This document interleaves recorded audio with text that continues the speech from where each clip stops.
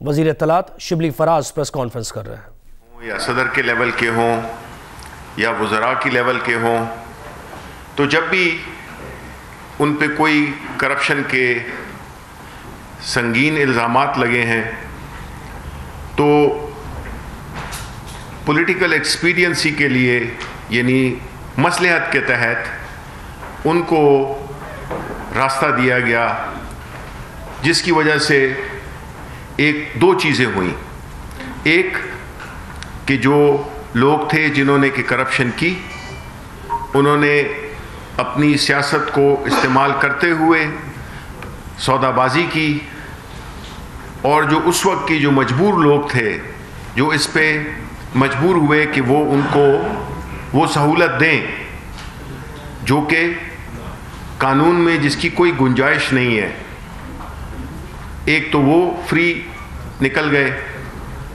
اور دوسرا یہ ہوا کہ دیکھیں جب بھی کوئی اس قسم کی بات ہوتی ہے، نارو ہوتا ہے، تو جو ملک کا جو ایک اخلاقی جس کو کہ آپ مورل فیبرک کہتے ہیں، یعنی کہ آپ کی جو ایک معاشرے میں ایک کردار ہوتا ہے، ایک وہ ہوتی ہے اخلاقی حیثیت ہوتی ہے، وہ آہستہ آہستہ کمپرومائز ہوتی گئی۔ یعنی کہ وہ جو جب اوپر کے لیول کے لوگ کرپشن کریں اور وہ قانون سے بالاتر ہو جائیں، ان کو چھٹی مل جائے کسی بھی وجہ سے، اس وجہ سے کہ وہ سیاست میں ہیں یا کسی بھی عہدے پہ ہیں، تو اس کی وجہ سے پھر اس کا جو وہ ٹرکل ڈاؤن ایفیکٹ ہے وہ نیچے کی طرف بھی معاشرے میں آتا ہے، اور نتیجتاً آج ہم ایک ایسے کلچر میں رہ رہے ہیں جس میں کہ کوئی کرپشن کو کوئی بہت بڑی بات سمجھتے ہی نہیں ہے۔ جس طرح پرائم منسٹر صاحب کا اس دن ایک انٹرویو ہو رہا تھا، تو ایک اینکر نے کہا کہ جی وہ خواجہ آصف کے کیس میں کہ وہ جی صرف 22 کروڑ روپے تھے، یعنی کہ جو ایکسیپٹنس لیول ہے کرپشن کا وہ اس قدر عام ہو گیا ہے کہ کرپشن کو کوئی کرپشن نہیں سمجھتا، بلکہ میں تو یہ کہوں گا کہ جو کرپشن نہیں کرتا اس کو لوگ سمجھتے ہیں کہ یہ لوزر ہے، یعنی کہ یہ ایسے ہی ہے۔ اس کلچر کو پاکستان تحریک انصاف پرائم منسٹر عمران خان نے بڑے سیریسلی چیلنج کیا۔ یہ ہماری پارٹی کا ایک بنیادی نقطہ تھا، اور یہ براڈ شیٹ کے کیس نے ثابت کیا کہ کس طرح سیاسی مصلحت کے تحت ان لوگوں کو چھوڑ دیا گیا، اور نہ صرف ان کو چھوڑ دیا گیا بلکہ کئی کو وزراء بنا دیا گیا، اور کئی لوگ جو ہے تو بعد میں وزیر اعظم بھی بنے، صدر بھی بنے۔ تو یہ جو سودا بازی ہوتی رہی ہے اس نے اس ملک کو بہت پیچھے دھکیل دیا، صرف معاشی طور پہ نہیں اخلاقی طور پہ بھی۔ تو اس کے لیے جو انکوائری کمیٹی بنائی گئی تھی جس میں کہ اپنی سفارشات دی تھیں، اور شیخ عظمت سعید صاحب جو کہ ایک بہت ایک مانا ہوا پہچانا ہوا نام ہے، تو اس میں تھوڑی سی تبدیلی یہ کی گئی کہ اس میں ہم نے جو کمیشن آف انکوائری ایکٹ 2017 کے تحت ایک کمیشن بنایا ہے، جس کے کہ وہی سربراہ بھی ہوں گے اور ایک شخصی یہ کمیشن ہوگا۔ اس کا مقصد ہر اس پہلو کا جائزہ لینا ہے، ہر ان لوگوں کو بے نقاب کرنا ہے جو کہ اس معاہدے کے تحت جن کو کہ جن کے لیے یہ بنایا گیا تھا، یہ کانٹریکٹ دیا گیا تھا، اور اس میں پاکستان تحریک انصاف کی حکومت کا کوئی لینا دینا نہیں ہے۔ یہ تو بالکل وہی بات ہے جس طرح پیناما پیپرز آئے تھے، پیناما لیکس ہوئی تھیں، اسی طرح یہ براڈ شیٹ بھی، یہ بھی انگلینڈ کی ایک آربیٹریشن کورٹ نے یہ اپنا ایک ایوارڈ دیا اور کوانٹم کا وہ دیا، فیصلہ دیا۔ اب ایسی صورتحال میں ہمارا فرض بنتا ہے کہ ہم اس کی تحقیقات کرائیں، اور پوری اس تک، چاہے وہ سر محل ہو، چاہے وہ اور کس قسم کی بھی چیزیں تھیں جس کو کہ باہر نکال دیا گیا یا اس چیز کو وہ نہیں کیا گیا اور جس کی وجہ سے قوم کو پیسے دینے پڑے، یہ ذمہ دار وہی لوگ ہیں جنہوں نے کہ اس چیز سے فائدہ اٹھایا تو وہ تو چوری کے پیسے تو آئے نہیں، الٹا جو ہے تو حکومت پاکستان کو، کیونکہ یہ یاد رکھیں کہ یہ معاہدہ، یہ آپ پوچھیں گے کہ یہ پیسے کیوں دیے، تو یہ معاہدہ جو ہے یہ حکومت پاکستان نے کیا تھا، اور جب حکومت پاکستان معاہدہ کرتی ہے تو اس کا پھر لاج رکھنی پڑتی ہے، ورنہ جس طرح آپ کو معلوم ہے کہ جب کانٹریکٹس ہوتے ہیں اور نہیں ہوتے ہیں تو جس طرح اٹیچ کر دیے گئے ہمارے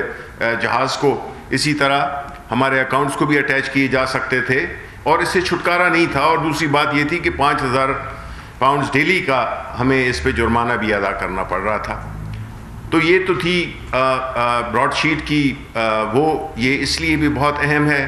کیونکہ اب وقت آ گیا ہے کہ اس ملک میں پتہ چل جائے سب کو کہ کس کا کیا کردار رہا ہے اس ملک کی معاشی بدحالی میں،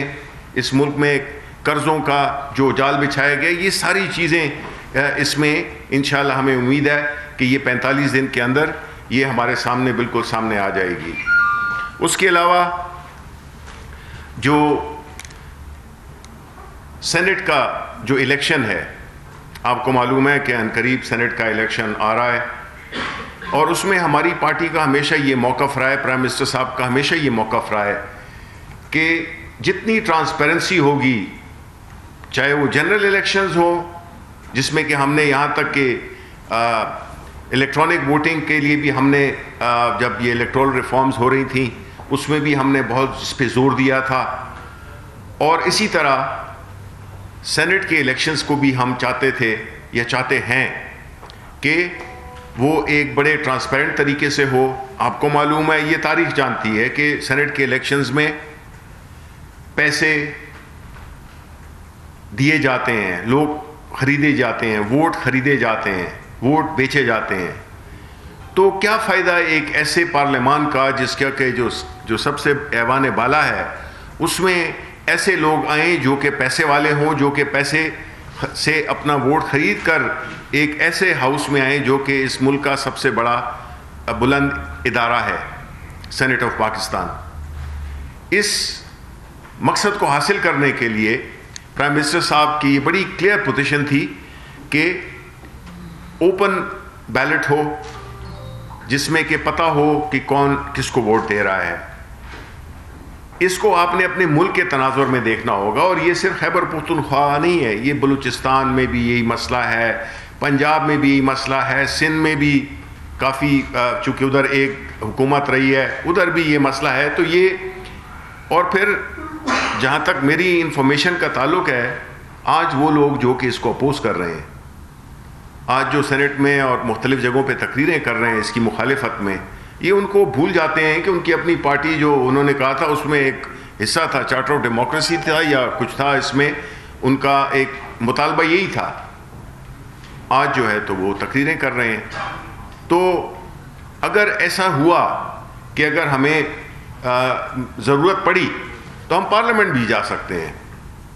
ہم آلریڈی ہمارا بل پڑا ہوا ہے اس میں نیشنل اسمبلی میں، اور ہم چاہیں گے کہ یہ جو کانسٹیٹیوشنل امینڈمنٹ اگر ضرورت پڑے تو وہ بھی ہم پریزنٹ کریں گے، اور ہم دیکھیں گے اس کی مخالفت کون کرتا ہے، سب کے سامنے آ جائے گا کہ کون مخالفت کرتے ہیں اور کیوں کرتے ہیں۔ ان کو بتانا پڑے گا قوم کو کہ آیا وہ ایک ایسے سسٹم کو سپورٹ کرتے ہیں جس میں کہ لوگ پیسے کے ذریعے اپنے ووٹ کا استعمال کریں۔ تو یہ ایک بڑا اہم چیزیں ہیں، یہ ہیں وہ تبدیلیاں جس کو آپ کہتے ہیں کہ جی نیا پاکستان کیا ہے، وہ یہی چیزیں ہیں جس سے کہ آپ کو قدم بہ قدم تبدیلی، یہ نہیں ہے کہ کوئی ایک ایونٹ نہیں ہے کہ ایک دن کا ہوگا، یہ ایک پروسیس ہے، اور یہ اس پروسیس میں ہم چاہتے ہیں کہ جتنی شفافیت آئے انسٹیٹیوشن لیول پہ، اداراتی لیول پہ، کہ اس میں ہم ایک ایسے قوانین رکھیں جس میں کہ ان چیزوں کو وہ کیا جائے،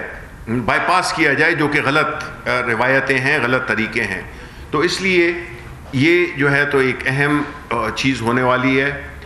جس میں کہ انشاءاللہ ہم امید رکھتے ہیں، بیکاز ہماری نیت ٹھیک ہے، یعنی اس مقصد سے کون بحث کر سکتا ہے، کون اس سے اختلاف کر سکتا ہے کہ جو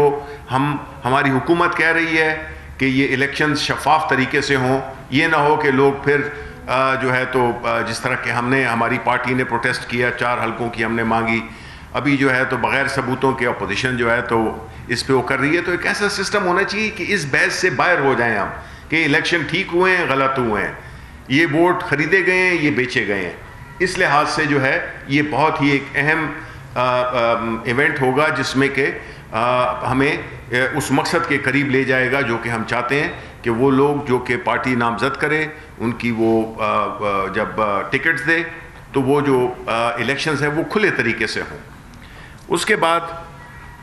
ایک اور ذکر بھی ہے سکوک بانڈز کا.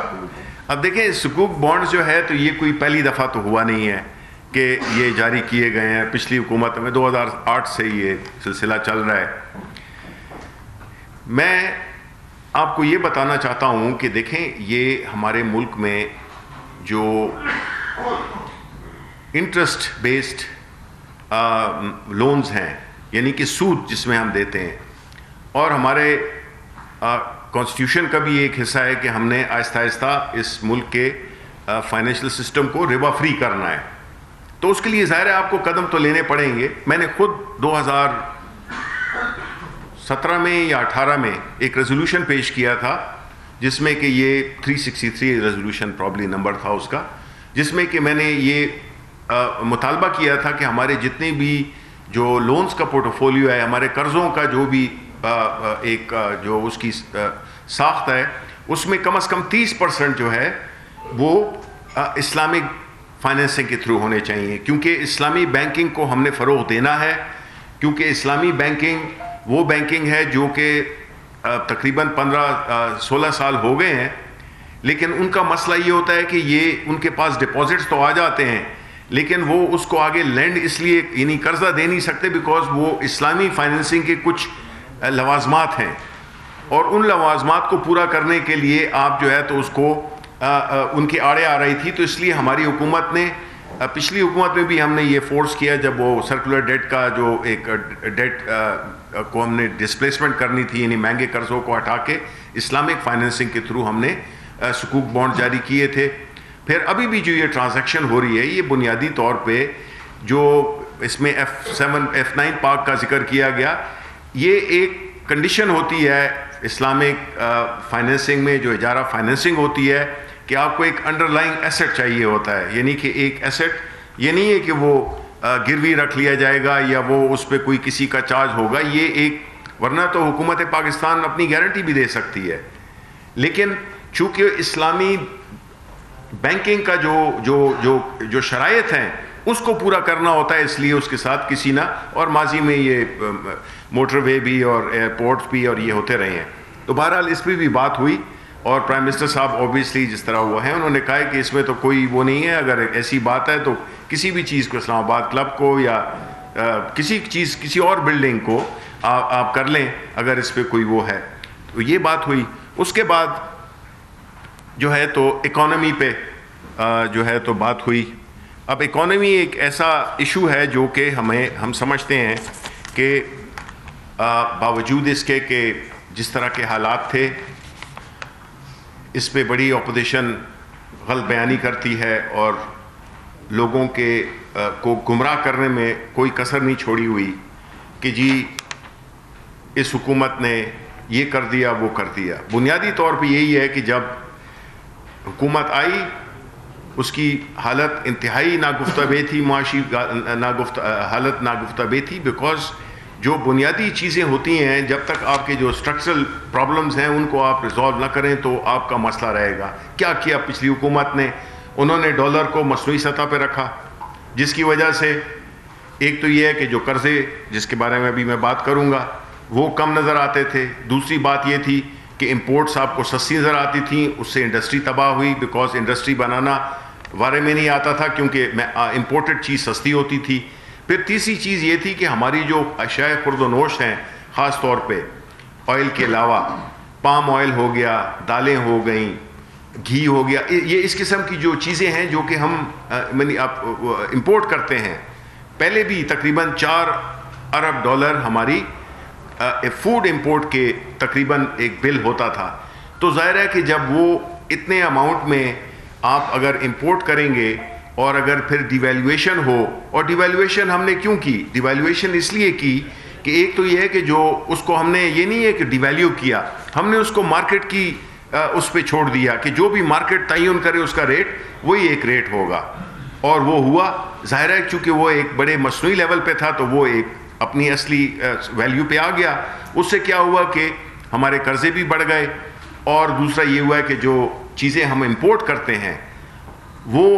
ظاہر ہے کہ مہنگی ہو گئیں. تو یہ ایک بنیادی